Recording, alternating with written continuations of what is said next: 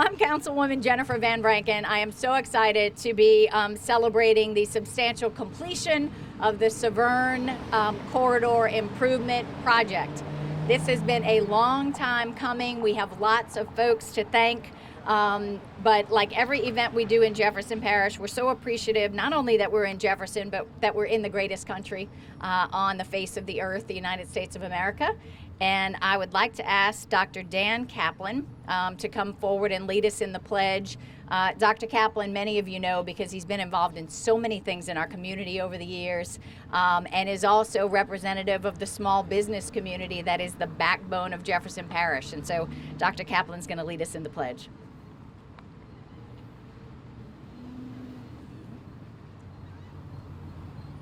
I pledge allegiance to the flag of the United States of America and to the republic for which it stands, one nation, under God, indivisible, with liberty and justice for all. Thanks, Doc.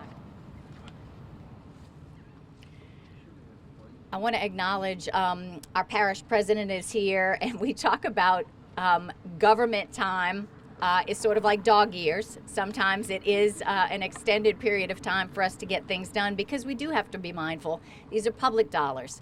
We have transparency and other things that we have to always be accountable. And so this improvement project actually started when our parish president was councilwoman of this district. I'm so pleased that she started this ball rolling, and now together we can celebrate its completion. So Parish President Cynthia Sheng.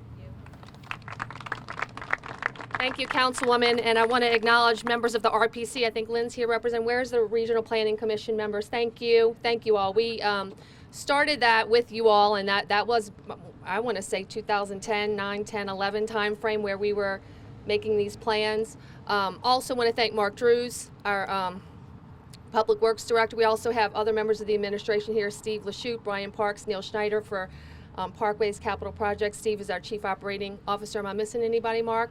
Oh, Angela DeSoto. Okay, so sorry, I missed you, Angela. Sorry, our head of engineering. This project caused me a lot of stress. When you think that the thought that people couldn't access Lakeside Mall at Christmas time, it was a very stressful situation for us. But I want to thank our teams for, we had to close this project a number of times for carnival season and, to make sure all of our other events and Christmas season. So congratulations. This is, as the councilman said, this represented a lot of different funding sources. We were able to get probably half of the $15 million from the federal government, along with all of our departments kicking in. It was a drainage project, it was a roadway project, it was a streets project, it was a parkways project. So kudos to everybody. This was a true group effort, and it spanned council districts, and luckily you got it finished before a third council member came into District 5. So congratulations to everyone. Thank you. When Cynthia says this was a stressful project, it really was. The stress, of course, started at the beginning when we recognized the problem that existed on Severn. And I had a conversation with a gentleman yesterday. We were talking about this project. And when I reminded him, when Severn used to look like this, these were pictures we just pulled off the internet earlier this week. We could not get down Severn. It was not passable when we had a heavy rain. And when you talk about a street that is the heart of Metairie and right along Lakeside Shopping Center, we could not continue to have an impassable flooded street anytime we got a heavy rain. So the gentleman I talked to said, "Oh yeah, I had forgotten because it hasn't flooded." I said, "Exactly." This project, first and foremost, it wasn't about trees and pavers. All of those things are great. It was a drainage improvement project, which meant every piece of concrete on the roadway had to be taken up and new drain lines installed, and then that concrete put back. So a massive project. I'm so appreciative of our public works departments. I want to bring up Mark Drews because the coordination, the responsiveness, we're just really proud of, again, of getting this one complete. And thanks to Matt Zerang, who's behind Mark, because Matt was our guy on the ground anytime we had an issue, and he, again, was phenomenally responsive. So Mark Drews, Public Works.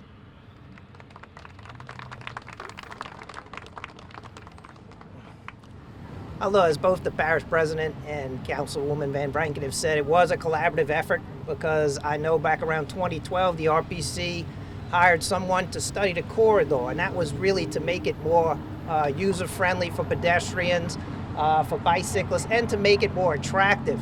But they formed a committee. They actually had a committee. I know Lakeside had representation on it, so did the MBDD, the Metairie Business Development District at the time. And of course the parish said, well, look, if we're going to do that, we need to add the drainage, etc. So a lot of people came together to work it. Once the study was done and we had the recommendations, the RPC then programmed some money for us, which helped us to do it.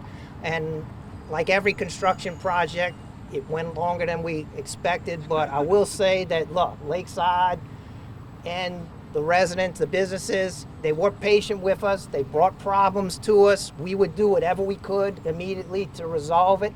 So I have to give kudos to the people along this stretch because, yes, it was a huge inconvenience. But again, there's no way to rip up a street, put a mile of new drainage in as big as 60-inch diameter pipes without, a significant delay. So I'm glad we're here at this point, and again, that's the whole key, is that it's always a team effort between RPC, DOTD, the parish, the business community, and all of us. So thank you. Mark, to his credit, when we found out there was a window of opportunity to get some funding through RPC, I literally remember Mark walking around everywhere I saw him with those plans under his arm. He knew he had to get them done and ready for RPC to be able to work with us to get the funding necessary. And so Lynn DuPont, I want to bring her up from representing the RPC. She's also, I recall, a Bureau of Governmental Research award-winning public servant. So again, we had lots of great folks on this project. Lynn? Thank you. It's always wonderful to work on a project where everybody has the best interest of the community at heart. And yeah, I remember that day with Mark and his plans under his arm. It was a little different play out in our office because federal money takes a really long time to come to fruition. It takes a lot of patience. It takes a lot of crossing T's and dotting I's. And it's wonderful to work with people who are so interested in doing not just a very well-needed drainage project, but making it into something even with a greater vision. Thank you. Thank you. We appreciate her partnership and all of RPC. I want to bring up Brian Lade. I was kidding him about arranging the weather for today, but the Lakeside, the file organization, Lakeside Shopping Center, Brian is their representative on the MBDD. We have lots of our Metairie Business Development District board members here. We want to thank you all first and foremost for your patience because this was a painful one. And so we're very appreciative. But Brian, now that we're at the end and the ribbon cutting, we want to say thank you. So first, I am responsible for the weather. I take credit for that. So, I think it's over time this happens, right? And so it's like you look at the beginning and you look at the end, what a difference. And we are so thrilled to be adjacent to this new corridor. It's great. I guess the other thing I'd like to say is no pain, no gain, right? If you're gonna get here, you gotta go through issues. And there were more issues than we thought about, right? Nobody knew. But Mark, Matt, Brian Parks, Jennifer, everybody was there for us. I never felt like we were being ignored. And because of that, it was easier to be patient, because you just didn't feel like you were talking and nobody was hearing. So I appreciate that. I appreciate you stopping work during the Christmas season and also working with us on in the exits out. I don't know if any of you are shoppers noticed, but it used to be when you're coming out of the Penny's Garage at Christmas, there could be gridlock. With the exiting that we now have in place, that hasn't been a problem. So I think there's long-term solutions that help us and then help drive the parish's sales tax revenue. So thank you very much. Appreciate it. Thank you. And I see Chef Andrea looking mighty relaxed now that he's retired. Again, it's part of what represents, I think, our business community, all of those small businesses that make Jefferson tick. So now that we're at this point, we do still have several really exciting things to come on Severn. And so one of the things that we have is we're going to have new lighting.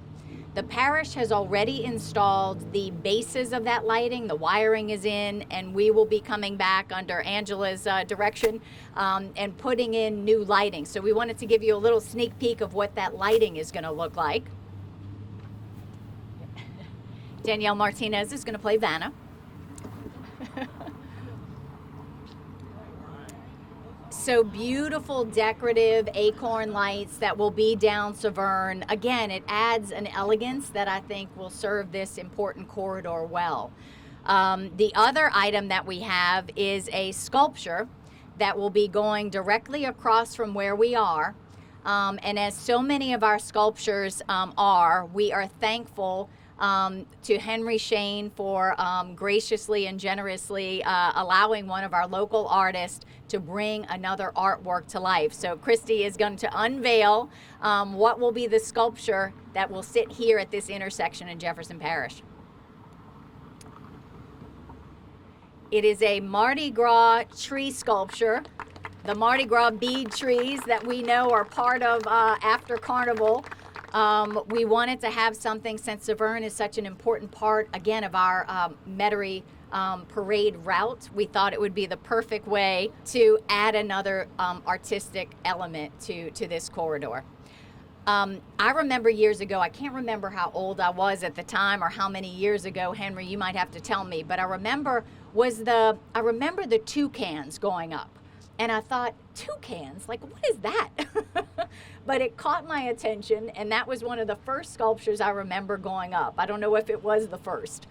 The blue dog was the first. Well, maybe I just was caught off guard by the toucans and enjoyed the, the Rodrigue. But we've seen over the course of the decades this sculpture trail grow and become such an important element of the parish.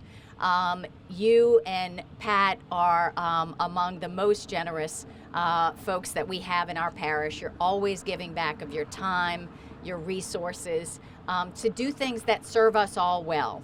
And so we thought, how do we say thank you? Because this sculpture trail serves all of us. It has increased property values along veterans and has contributed to just making this a more beautiful place for us to all live. How do we say thank you? And so we thought maybe a small way to do that. We work with Dr. Kaplan, who I think formulated this idea with us, and the Jefferson Convention and Visitors Bureau, and my colleagues on the council. And we have officially, if you would come maybe here and help us pull this off of this memorial that will stay here on Veterans. This is officially the Henry Sheng Sculpture Trail of Jefferson Parish. Henry, thank you so much for giving back at every turn to make Jefferson better. Come on, this is your time.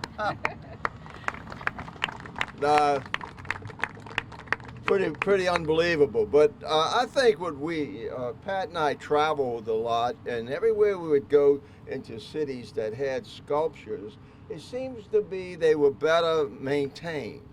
And I guess if you can put up sculptures, you surely can do drainage, sewers, all the other things that a city would do. So, and every place we saw the sculptures, we saw improvements taking place around where the sculptures were. And nobody's throwing trash and nobody's doing things. So that was the basic idea. And that's the first one. The Blue Dog was the first one. I think we have about 70 up now, a lot more in Canada than we have in Jefferson Parish. But we're putting another one up in Jefferson Parish in 2 weeks. That's right. A big one. So that'll go up. So it's been great. We've lived here all of our lives. Our families lived here. And I have a big investment in property in Jefferson, so I want it to be a great place, and anything that we can ever do to improve the quality of life, I'm all about that. And I thank the parish for working with me. You know, they've been, because a lot of areas, maybe you just can't put sculptures up. They got restrictions, they got ideas, they want to put committees together to approve what you're doing and all that. And this has not been the case. It's been very easy, and we're just so happy to continue to do it. Thank you, gentlemen. Thank you, Henry. Cynthia. And I do, on that note, want to bring Violet Peters up just real quickly from JCVB, because we've found not only do us locals enjoy the sculpture trail, but visitors do as well, and Violet has pointed that out. So, Henry, it has just multiplied benefits for locals and visitors alike. Violet?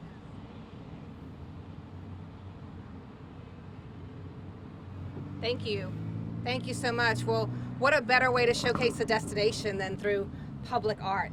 So visitors and residents alike enjoy it. But you know, Jefferson is very rich in our culture and our heritage, and the public art gives us an opportunity to tell our story in a lot of ways. And the visitors truly enjoy that. Thanks to you, Henry, for all that you've done and that vision. What a great vision that said that it makes the community more attractive for our visitors to come, as well as our residents to live here. So the entire hospitality industry appreciates and is grateful for this exciting project that you've done. Over 70 sculptures is amazing. So and nationally, it's absolutely recognized. Public art is recognized as an attraction to the destination. So it means a lot to our industry, which also means a lot to our economy. So thank you very much. Thank you. And on the Jefferson Convention and Visitors Bureau website, you'll actually find a link that highlights the sculptures of the trail. So someone sitting at home can also go to the JCB website and click on and see the sculptures that you've helped bring to life. So with that, I want everyone who's here, we have a large group, but we'd like you all to participate in the official ribbon cutting of both the substantial completion of Severn, as well as the Henry Sheng Sculpture Trail. 1, 2, 3. Now you gotta get a piece of ribbon.